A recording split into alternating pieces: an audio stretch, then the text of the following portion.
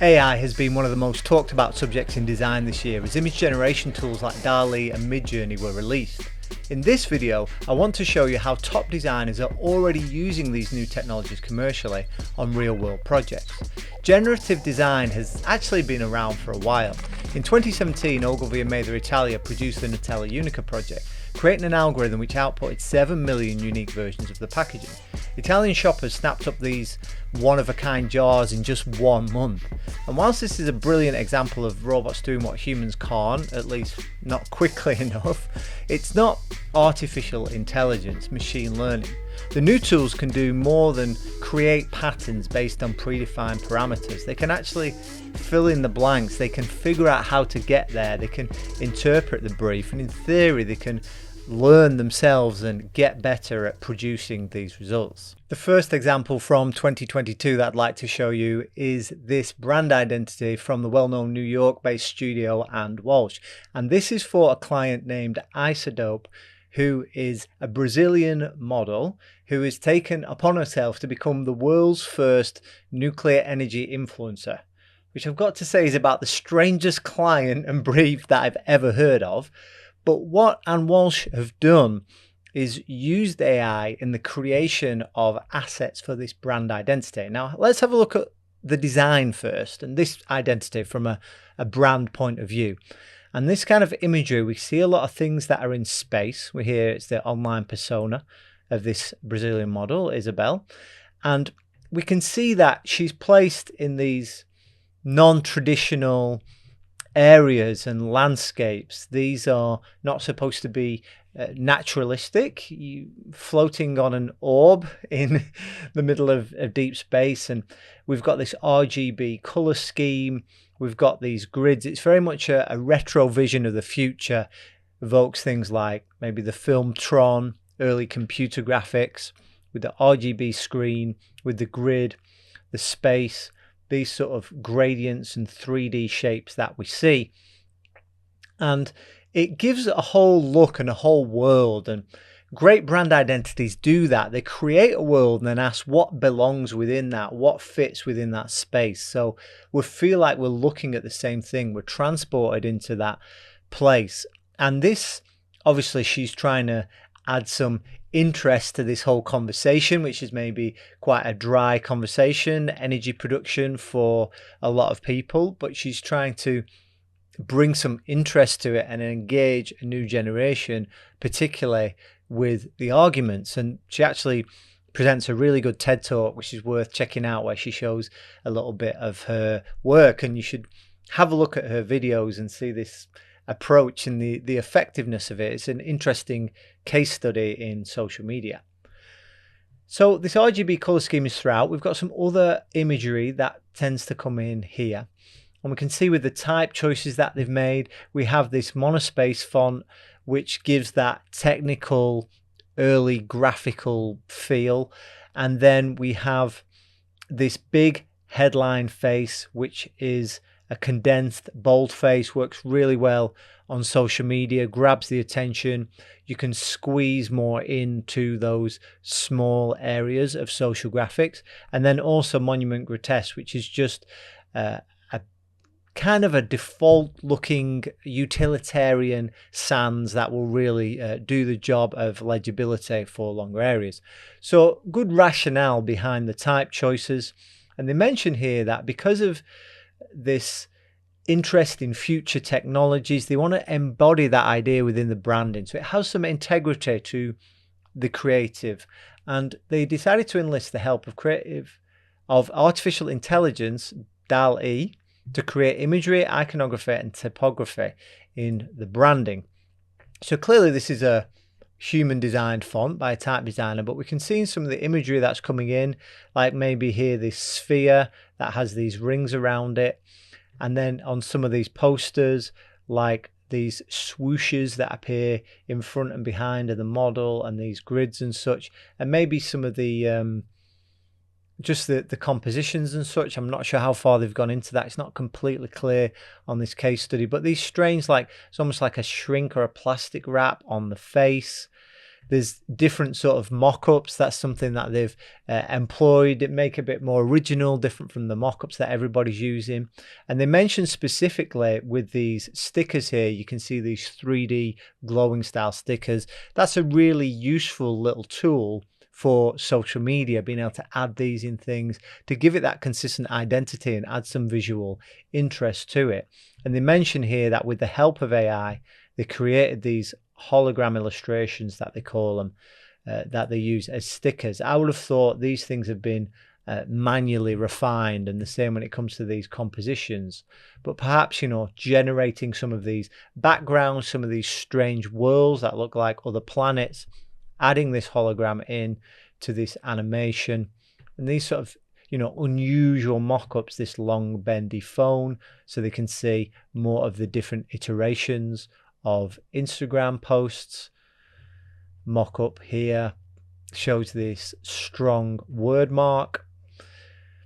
And again, we're just in these space style, other planetary type landscapes. Now, nuclear energy isn't necessarily to do with other planets, is it? But it just creates this whole sort of space and a look and feel to it as we scroll through this different imagery. You wouldn't be standing, you know, on an asteroid, but it just gives it this unusual kind of look and feel. And I think it is Isodope. I'm here for this.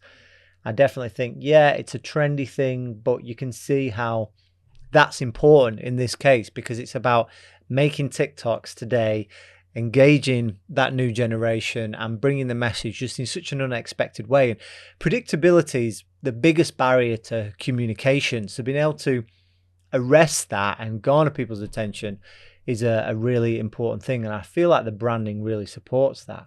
So this is an interesting way to use AI, maybe in generating some of these backgrounds or some of the ideas and places for them, and then being able to refine that by using, you know, 3D artists, designers. They mention here that DALLE was also used to create type stickers, sayings for social assets.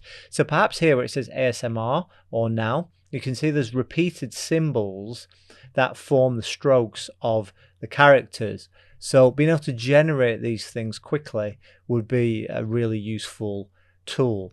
And it follows all the way through again, retro, this old school TV. And this retro future look goes all the way through. All the mock-ups are placed on these rocky formations that look like moons or planets. And it has that consistent look to it. And just knowing where to use this technology and how to get good at making the most of these tools and where they will work. So maybe making informed type choices as an experienced art director, but then being able to make selections from everything that AI produces and refine those things. And that general approach in terms of making many, generating lots, and then editing and selecting is something that's part of Anne Walsh's process anyway. Like when they produced their own branding, when the studio was launched or relaunched as Anne Walsh, they drew 1,230 ampersands, and you can see a few of them here. And then they went down and selected a final 50, and those became the key ones that were used in their branding for the launch of the studio. And that idea of generating lots and then editing it and selecting some as an art director is going to be, I think, a key role for designers in the future as AI starts to do the image generation work for us. But what if we take a more hands-off approach and actually let the machine do more of the work, interpret the brief? This is Studio Art Lebedev, and this designer, Nikolay Ironov, was recently added to their roster, and you can see some of his work here in the portfolio. It's kind of some interest, these plates here, very kind of postmodern kind of design perhaps. But as we go through, there's quite a few projects here in this portfolio. We start to see some strange things here with some of these logos. And in actuality, this guy, Nick, doesn't exist.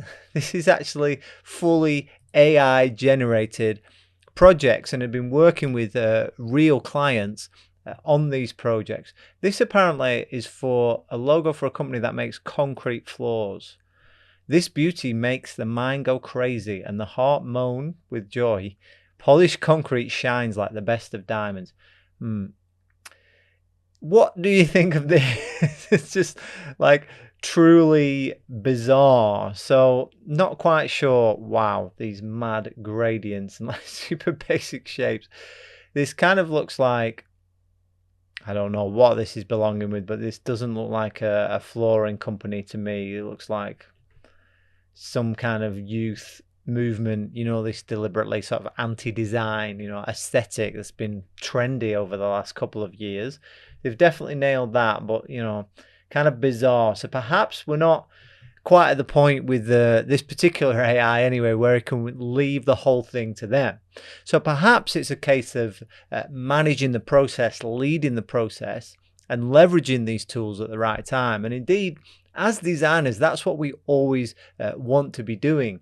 We want to be using our brain. We want brain-aided design over computer-aided design. We want intelligence. We want thought going into it.